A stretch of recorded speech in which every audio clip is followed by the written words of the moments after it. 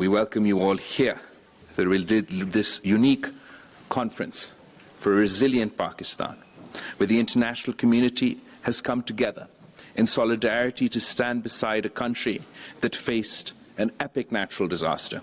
Pakistan once again expresses its gratitude to the community of nations for the emergency assistance extended to our people. We highly appreciate the United Nations General Assembly's call for the convening of this conference. The magnitude of the damage Pakistan has suffered is monumental. While we remain steadfast in responding to the emergency needs of the affected population and the urgency of restoring their lives and livelihoods, we are according high priority to the resilient recovery and reconstruction of the affected infrastructure.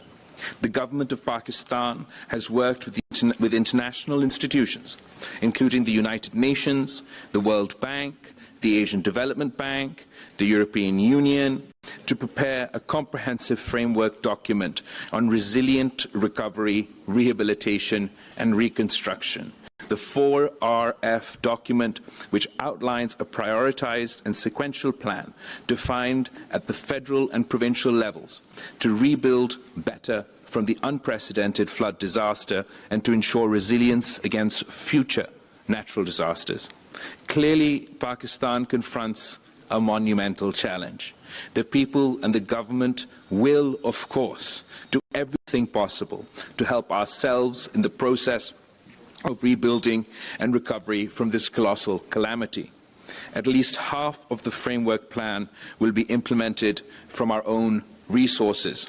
At the level of our local communities, we are already engaged in rebuilding and restoration of homes, villages, roads, and communication networks. Yet Pakistan will need considerable support over the next several years from our international partners to implement this comprehensive plan. We will transform the challenge of recovery and reconstruction into an opportunity to build a more resilient Pakistan, an economy which is dynamic and sustainable. We are determined to do it in an open, transparent, and collaborative way. Excellencies, the rationale for this conference is to demonstrate the international solidarity with Pakistan as it begins its journey towards building back better. We see this conference not as a one-off event, but as the commencement of a long-term partnership with our friends and development partners. We look forward to the generous and sustained commitment of support from you all. I thank you.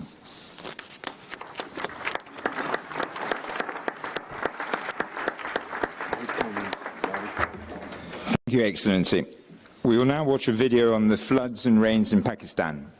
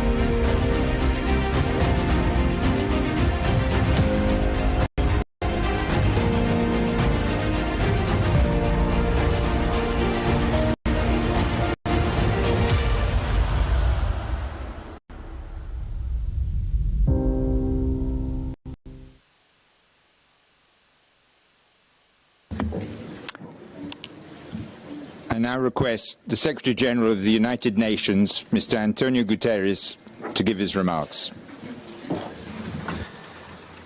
Your Excellency Prime Minister Shehbaz Sharif, Excellencies, dear friends, thank you all for gathering in solidarity with the people of Pakistan.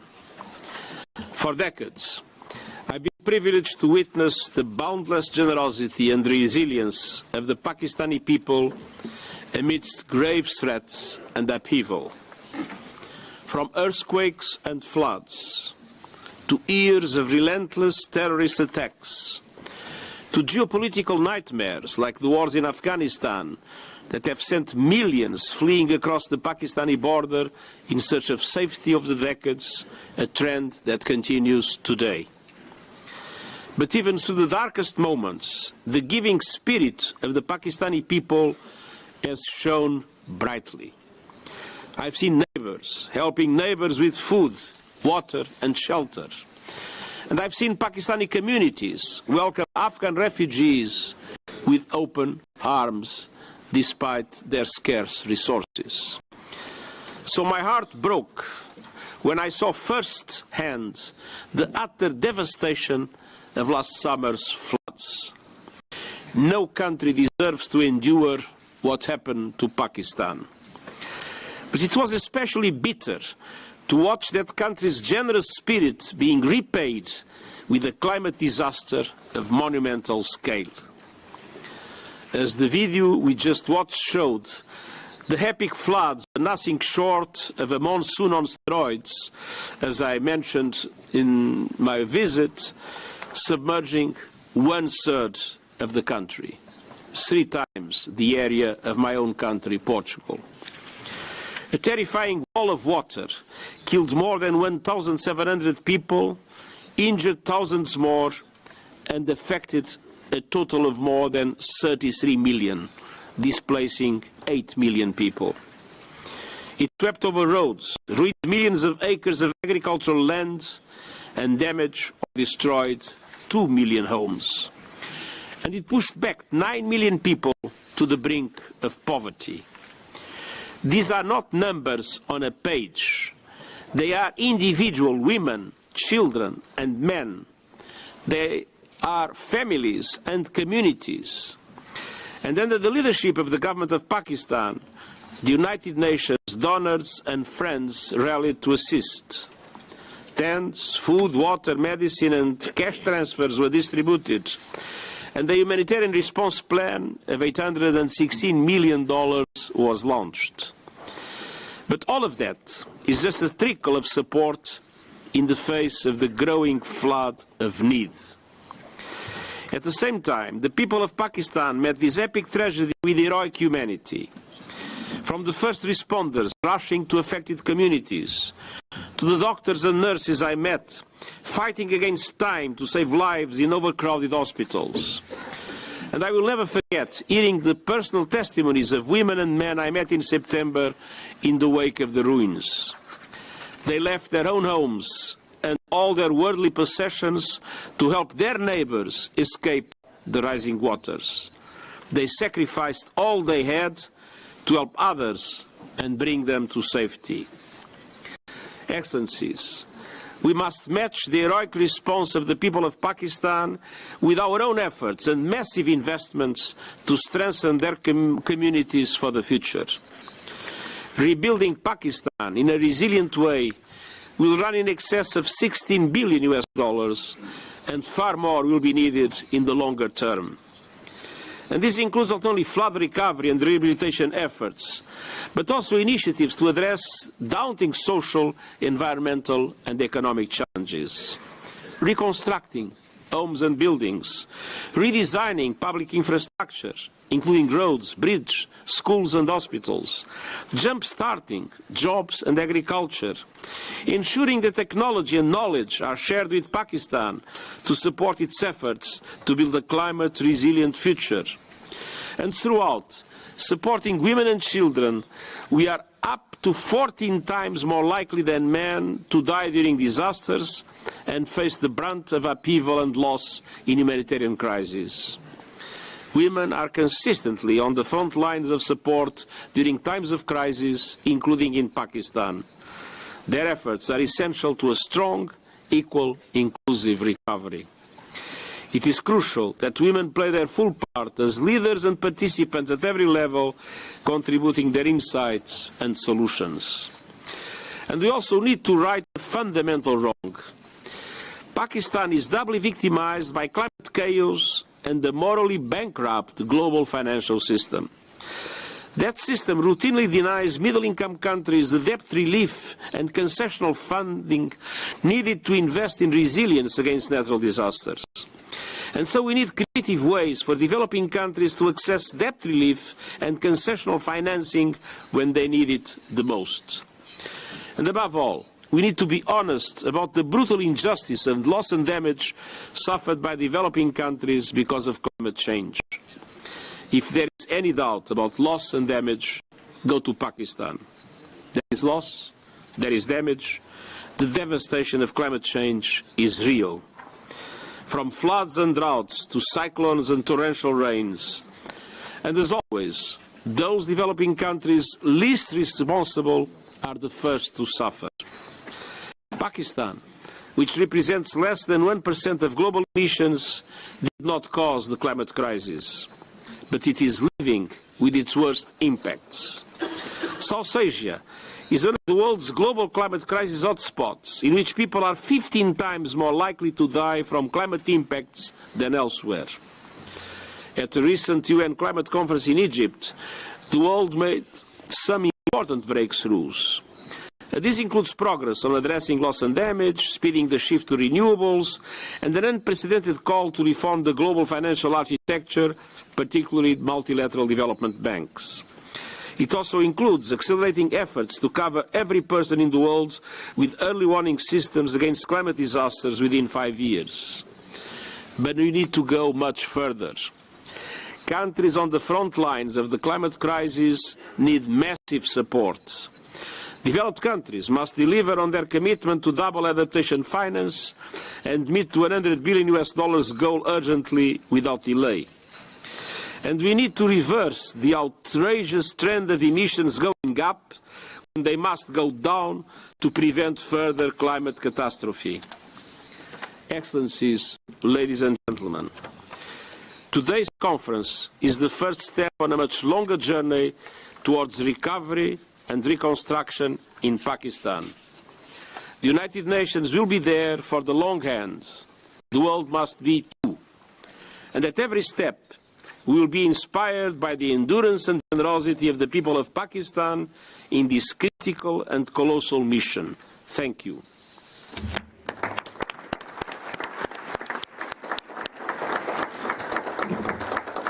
Thank you deeply, Secretary General. I now call upon the Prime Minister of Pakistan, His Excellency Mohammad Shehbaz Sharif, to give his remarks. Sir.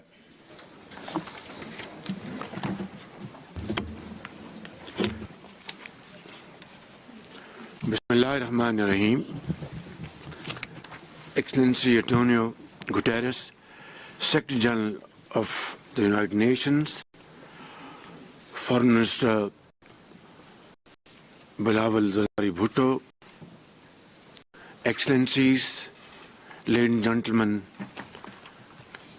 Assalamu alaikum, good morning and guten Morgen. It's really a great pleasure and an honor to be here, and I express my profound gratitude to my friend Secretary General for co-chairing with me this conference. And also, I want to convey, Secretary General, the deep feelings of the people of Pakistan, the way you have promoted their cause, spoken about their miseries and problems, and become a very powerful voice to articulate what they went through during this summer. I remember on 10th of September, I was with you, along with Foreign Minister, in refugee camps in the province of Sindh and Balochistan, and you were standing by orphans, widows, mothers, and I remember vividly, you met a mother who had given birth to a child the night earlier, and a makeshift school run by UNICEF. Excellency, this the people of Pakistan will remember forever. I'm also very grateful to so many heads of states and governments, as well as ministers and other partners who have joined us today. Ladies and gentlemen, we are at a turning point of history. Events are moving faster than we can imagine. And it is not only a question of how to survive, but it's a question how to maintain our bodies. It's a question how to maintain our dignity and honor by moving forward with a sense of purpose and a sense of achievement. Secretary General, as you have just mentioned, the Foreign Minister, you so aptly described, at that time, at the heart of the perfect storm of problems lies this prolonged exposure to a monsoon on steroids. In a matter of 2 months, the ground beneath us was literally, physically taken away. The tsunami, the most devastating floods, affected 33 million people of Pakistan, killed more than 1,700 people, including children, and dislocated 8 million people. More than 8,000 kilometers of roads were washed away, and more than 3,000 rail system was deeply damaged. Education was disrupted for 2.6 million students, including 1 million girls. One can go on about the records broken by this disaster, but truly speaking, we are racing against time. We are very grateful to the generous support extended to my country by the United Nations, the World Bank, the Asian Development Bank, the IMF, the AIIB, and the European Union, as well as many friendly countries around the globe. However, relief work is yet not over, especially in parts of Sindh and Balochistan. Our young and able Foreign Minister belongs to the province of Sindh, where the flood water still needs to be drained to reclaim the agricultural land, to grow food, to build homes, reconstruct infrastructure, and rehabilitate institutions and services. Excellencies, you will appreciate that we need to give 33 million people who are deeply affected by the floods their future back. Their families must stand on their feet, and they must come back in life and earn their livelihood. Today's convening is an attempt to give my people another chance at getting back on their feet. Last October, in collaboration with our development partners, we prepared a post-disaster needs assessment, PDNA, that calculated the total destruction and economic losses from the floods to exceed $30 billion, which is 8% of Pakistan's GDP, pushing 9 million people into abject poverty. Excellencies, the Pakistani nation, as well as the state, has responded courageously to this catastrophe. Those who had little came forward to help those who had lost everything. Millions volunteered to feed, clothe and shelter their unfortunate brothers and sisters. 20,000 troops, hundreds of helicopters, aircrafts and motorboats were mobilized for round-the-clock rescue operations. And in that, I count those wonderful contributions from our friendly countries in the Middle East, in Europe, Far East, and from other parts of the world. They saved thousands of lives and quickly restored disrupted communications. All resilience funds were repurposed to provide cash grants of over $400 million to more than 2.7 million households. Despite our acute financial constraints, we mobilized around $575 million for the emergency, including the UN flash appeal. Excellencies, the one lesson we have learned is that nothing can go back to business as usual. Tough choices will continue to be made, and I'm painfully aware that a taxonomy of harder and harsher reforms will make lives in the Pakistani streets and villages harsher than ever before. But the scale of the resource gap for funding crisis recovery is so wide that it has redefined how we think about resilience. Frankly, it has changed life forever. Building on the post-disaster needs assessment, my government has prepared a comprehensive framework plan for recovery, rehabilitation, and reconstruction with resilience. Its broad contours are set out in the 4RF document that will be presented to you in the next session of the conference. The first part of the 4RF plan reflects the priorities for recovery and reconstruction, bearing in mind the minimum funding requirement of $16.3 billion, half of which is proposed to be met from domestic resources and the other half from our own development partners and friends.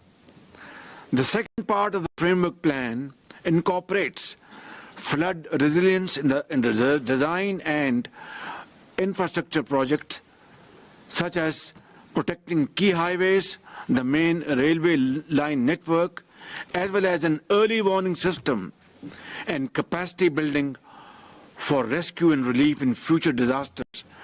Our funding gap for minimum recovery is $8 billion and will be needed over the span of the next 3 years. Excellencies, it is clear that Pakistan's ability to recover from the colossal flood disaster, to restore critical infrastructure and revive rapid economic growth will hinge substantially on the speed of these actions. And the most important link in this chain will be financial resourcing. If that gap continues to obstruct our recovery and minimum resilience needs, the results may be too catastrophic to imagine.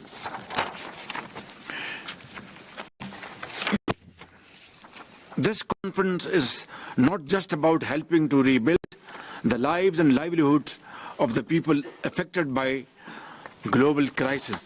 In fact, it is about the solidarity and vision needed to ensure the world's transition to a sustainable future, not just on paper or PowerPoint, but on the ground, in schools, in the fields, in businesses, in industry and homes. Even as we plan for a future of resilience, The shocks that disaster bring can never be wholly accounted for, but resilient societies look for the light of opportunity in the darkness of disaster. It is precisely this kind of strategic reset that I'm trying to kickstart today in seeking your support for a recovery plan for the people of Pakistan who are, by the grace of God, very resilient. I know these are times of extreme pressure and economic hardships in many countries, but Pakistan needs a new coalition of the willing, one that can save lives and put them on a path to responsible global citizenship. Ladies and gentlemen, what I'm asking of you is more than a rebooting of your compassion for humanitarian relief needs.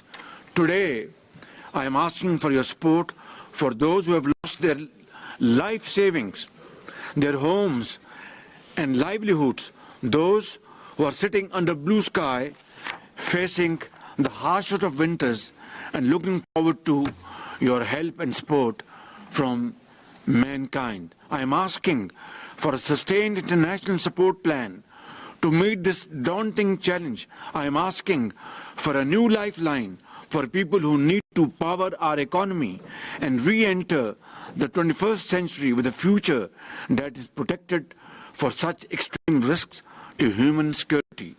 Together, we have to rebuild their lives and their dreams. Your solidarity and long-term support to the people of Pakistan at this very critical juncture will make the difference between staying unprepared or facing the future with renewed hope and aspirations. In the end, I thank you once again for your support in this conference today. Your unity of thought and action will always be remembered by the people of Pakistan. Thank you very much.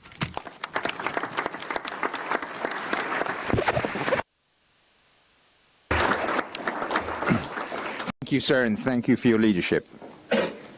I now request Son Excellence Monsieur Emmanuel Macron, Président de la République française, to join us remotely from Paris. Merci beaucoup. Thank you very much, and good morning to everyone. Secretary General of the United Nations, Prime Minister, heads of state and government, ministers, ambassadors, permanent representatives, ladies and gentlemen, thank you. Thank you for organizing this conference and allowing me to take the floor before you to bear testimony to French support for Pakistan. Last summer, the worst happened. We saw this in the images that were presented. We heard this in the testimony of the Secretary General and the Prime Minister. The great esteem and respect of the French people has been won by the people and government of Pakistan when they were mobilized with great strength and courage after they saw and suffered the direct impact of climate change. I'd like to hail the World Bank, the UNDP, the United Nations, the Asian Bank for Development, and the 4RF, a high-quality matrix, a framework for deploying efforts for recovery with assistance from the international community in Pakistan. Secretary General, Prime Minister, you have laid out very clearly the impact of these floods on the population, infrastructure, on the economy, on homes, and the need that we see to help rebuild and handle the consequences on the international level. It is urgent. And it has been urgent since the first day. France has sent equipment and personnel to help people affected on the ground. 14 million euros was mobilized by the United Nations. A dozen countries across the world were mobilized to this end. However, 30% of the appeal launched by the United Nations has been met in only 30%. Many needs remain, notably in the area of food, improved, notably as temperatures fall during the winter season. France is meeting its responsibility with bringing a new contribution of 10 million for urgent aid in healthcare. The World Fund for fighting AIDS, malaria and other diseases, France has supported this with another $10 million to bring to the people of Pakistan urgent material and need to meet their medical needs and to continue treatment. Another component is resilience, ensuring that the country has the ability to meet its needs. These problems will not vanish in the short term when a country is exposed to such a great shock. All of the institutions, financial institutions, must be able to mobilize to support more resilient recovery. As concerns France, adaptation to climate change is at the heart of our development policies, and 2 billion euros will be allocated by us each year in line with our international obligations, which the Secretary General reiterated just now. In Pakistan, we have decided to mobilize more than 300 million euros of projects that will be launched to meet the challenges of resilient reconstruction and therefore climate adaptation also. Finally, there is the goal to draw all of the necessary conclusions from what has happened and to accompany the authorities in Pakistan to conduct appropriate reforms and to ensure that that recovery and reconstruction is compliant with international financing systems. We saw a few weeks ago in Sharm el-Sheikh, I'd like to say again that we support the Bridgetown agenda in France. We discussed this with the Prime Minister of Barbados, and we would like to provide support to Pakistan in the short term in its negotiations with the financial institutions, the multilateral bodies, but more broadly also for Pakistan and for all countries in similar situations beyond the funds that were decided on loss and damage in Sharm el-Sheikh. We want to build greater bonds between the North and South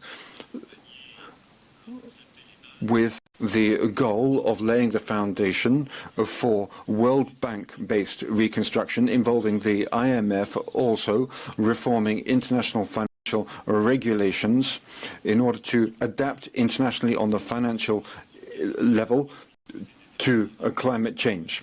With the UAE also, and at the G7 and the G20, we want to ensure this is on the agenda also. So these are the three key components that I wanted to mention at this conference, and I'd like to underscore that France is a member of the international group of countries supporting Pakistan, implementing international assistance, conducting reforms, and over the coming months, we will, on a daily basis and for the long term, be providing the expertise, the financial support that you need. We will be shoulder to shoulder with the people of Pakistan and also learning from what has happened and adapting for the future. Prime Minister, on a personal level, I would like to offer our full support, and I would like to ask you that you can transfer to the people of Pakistan the support of France and the French people. Thank you.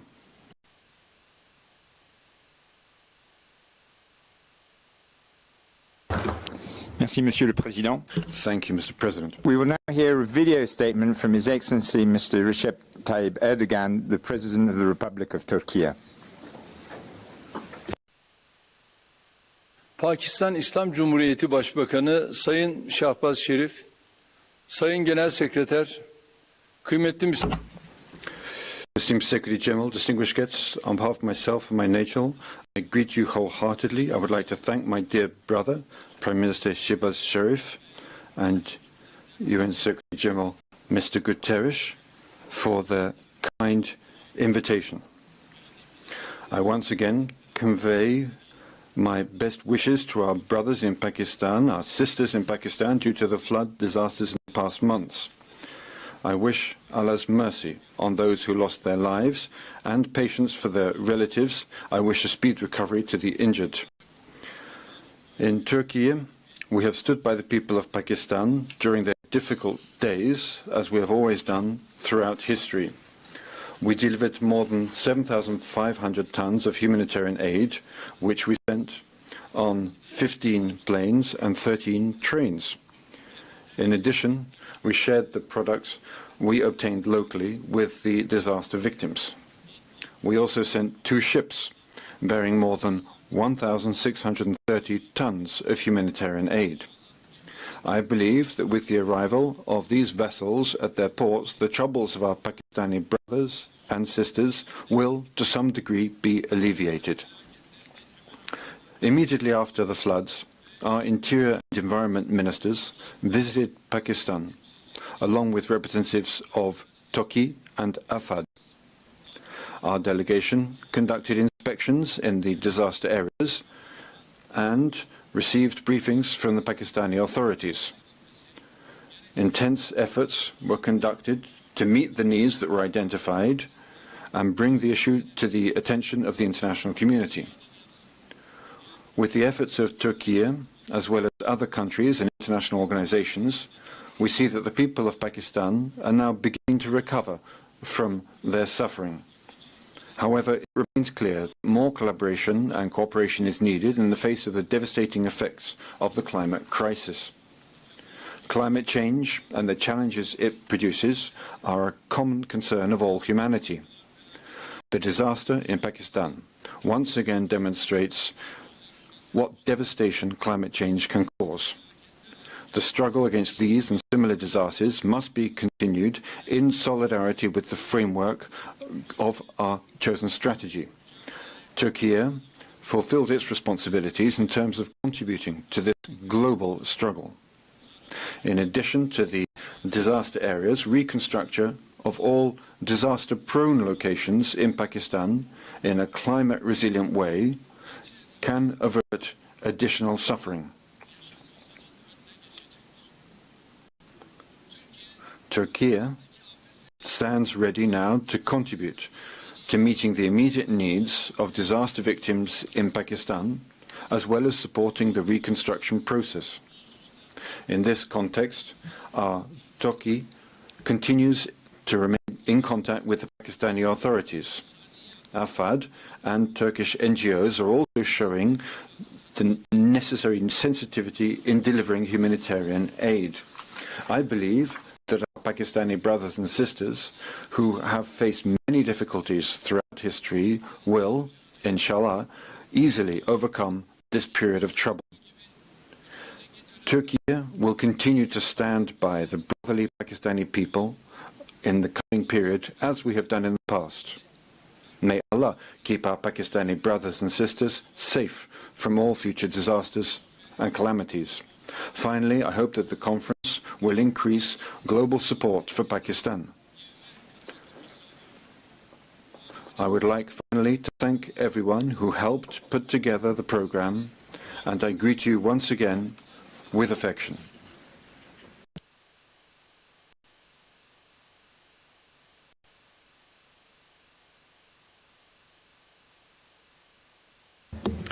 We will now hear a video statement from His Excellency Mr. Jonas Gahr Støre, Prime Minister of Norway.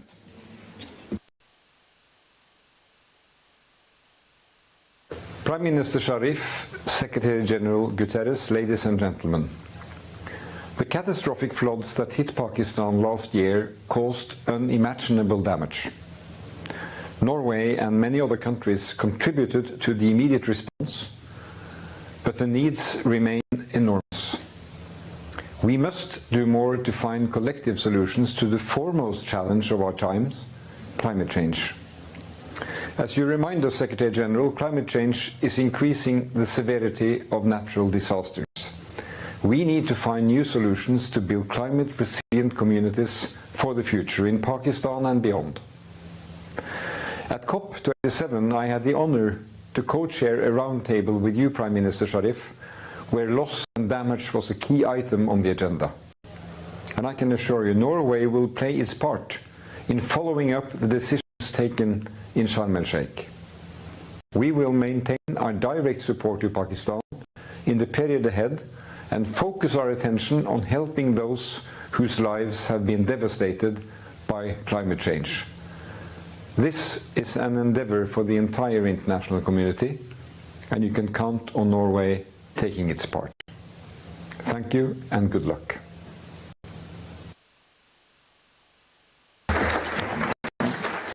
There will now be a video statement by Her Excellency Ms. Ursula von der Leyen, President of the European Commission.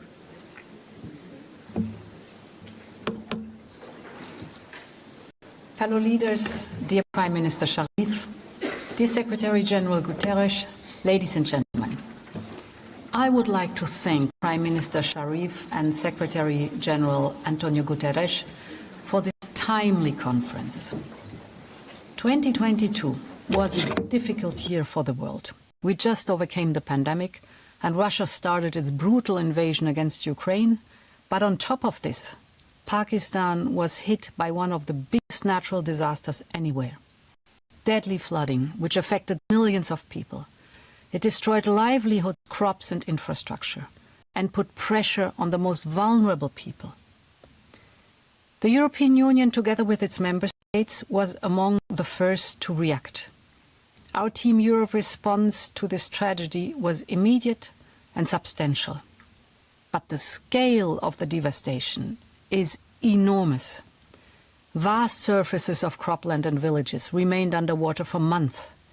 Nearly 10 million girls and boys remain in need of immediate support, according to UNICEF. So more support is needed. And today we are endorsing an ambitious reconstruction plan.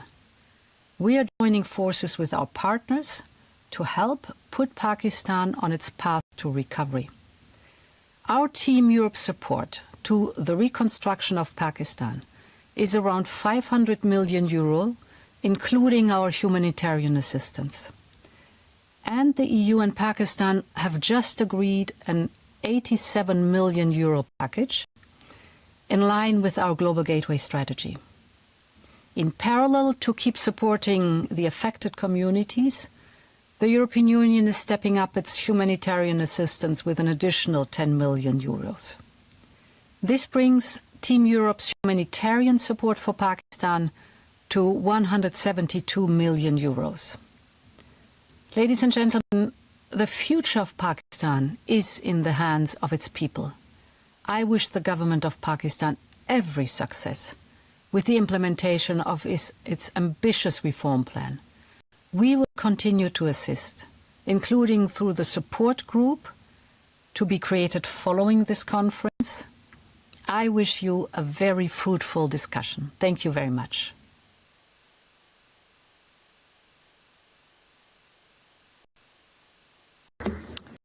I now request His Excellency Mr. Ignacio Cassis, Federal Councillor, Head of the Federal Department of Foreign Affairs of Switzerland, to give his statement. Sir.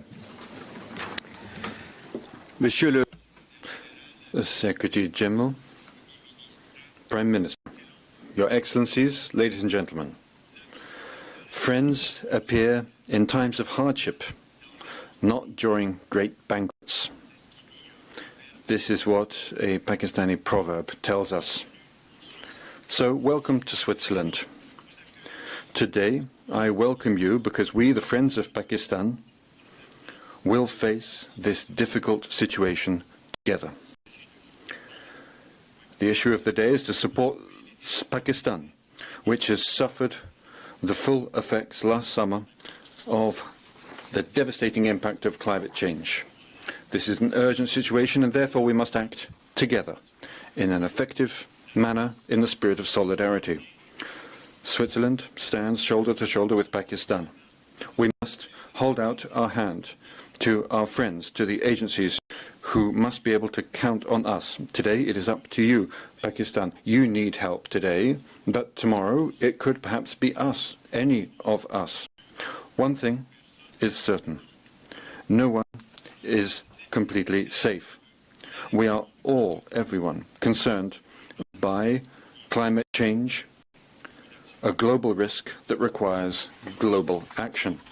I would like to thank the United Nations Secretary General and the Prime Minister of Pakistan for initiating this international conference on Pakistan and the climate. to international Geneva. Chers amis, My dear friends, when Switzerland learned of the tragic effects of the floods that struck Pakistan and its people, I think a little bit help for spinners in the first inning. It's a change from red ball to white ball. Pakistan have done well in white ball. Does that bode well with the team? Does that give it confidence? Definitely, we have good in the white ball. So we have carried that momentum in this series, new series for New Year's. So we will try to win this series and playing well. Karachi, you played a lot here. You know the conditions. Will that play a part? Will you be able to use the conditions to your advantage? Definitely, I think pitch is good, and I think second time they have good to bat on and help the batsmen, because under the lights ball coming nicely. So that's why Karachi surface is good. What about your team? What's the combination? We have like 6 batsmen and 1 debut, Osama Mir, and we have 3 quicks. Thank you very much. Yes. Again, a very quick turnaround from red ball to white ball. Does that affect anything, or fresh faces bring new energy? Look, it's always nice for new members to join the environment, and like you mentioned, quick turnaround. So, one training and into the next format. And New Zealand, where very rarely have played in Pakistan, what would New Zealand take out of this series? Yeah, obviously a great opportunity to be over here, have this experience against a very strong side. So, for us it's wanting to stick to our plans, adjust our skill sets accordingly as well as we can, and try and put out, good performances throughout. Would you have liked to bowl first, or it doesn't really matter? We were going to bowl first as well, but we'll have to wait and see. It looks like I managed to bring the surface back up nicely, so it'll just be adjusting with the bat first up. What about your team combination? Anybody new coming in? So one new member, Shipley, comes in, makes his debut, so a really exciting opportunity for him. Thank you very much and good luck. Thank you. Pakistan New Zealand one day series, Pakistan का toss जीतकर fielding का फैसला। दूसरी जानिब पाकिस्तान में सैलाब मुतासरीन की मदद के लिए जिनेवा कॉन्फ्रेंस जारी है। स्विट्जरलैंड के सदर इस वक्त खिताब कर रहे हैं। This framework resonates perfectly with the spirit of international Geneva, and I invite you all to implement this framework so that it may be crowned with success. Thank you for your attention. Merci, excellent. Thank you very much, Your Excellency, and thank you very much for hosting us here in Geneva. We will be now taking a 2-minute so that the speakers can leave the rostrum and the ministers and the other speakers can come to the fore. Please remain in your seats. Thank you.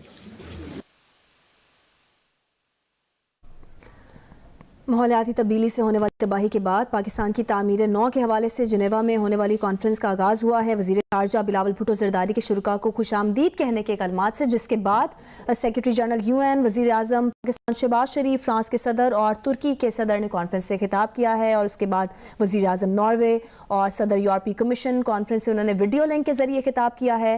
Federal counsellor Switzerland की जानिब से भी सरबराह conference से खिताब किया गया है। वज़ीर आज़म शहबाज शरीफ ने इस कॉन्फ्रेंस से खिताब करते हुए कहा कि तामीर नौ के साथ साथ मुल्की मईशत की बहाली भी हमारे लिए एक बड़ा चैलेंज है।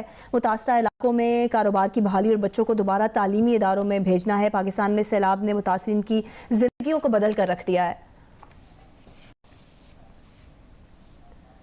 और अब जियो हेडलाइंस। जियो हेडलाइन न्यूज के लिए ताउन किया है एक्स्ट्रा लॉन्ग ऑलवेज के 3 गुना तहफ़्फ़ुज़ से हो extra confident. New always extra long. सैलाब मुतासरीन की बहाली और तामीर नौ के लिए जिनेवा में कॉन्फ्रेंस का आगाज। इफ्तिताही सेशन से खिताब में वज़ीर आज़म शहबाज शरीफ ने कहा कि सैलाब